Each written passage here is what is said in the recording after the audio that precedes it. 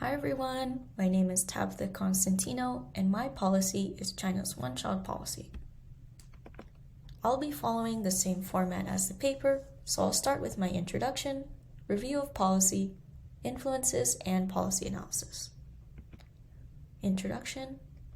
So just to give you guys a brief background, one of China's rulers named Mao Zedong believed that a high population was needed in order to grow China.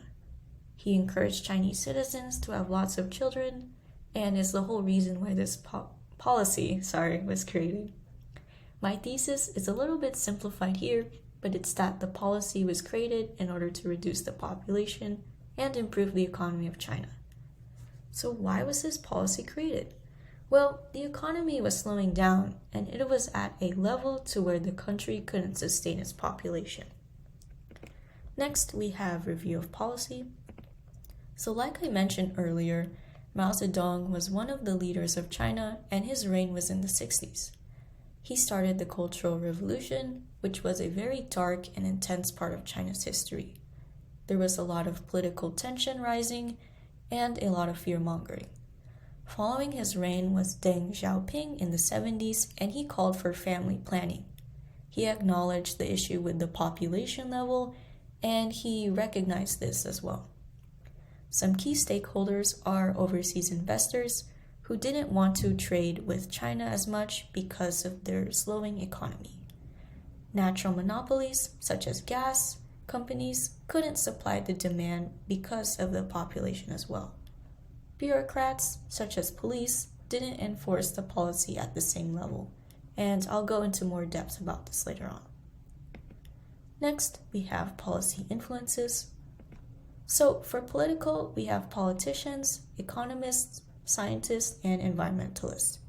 They all said that the economy could not handle the population, and it had a very big impact on the environment as well. For economic influences, the economy was slowing down and it wasn't showing as much evidence of growth.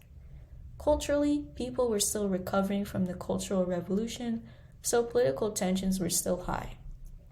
Parents naturally relied on their children for financial support, which called for the need for higher education. This negatively affected poor people and increased the gap between the rich and poor. Next, we have policy analysis. So what are some identified issues? Well, like I mentioned earlier with the police, they didn't execute the policy at the same level throughout China.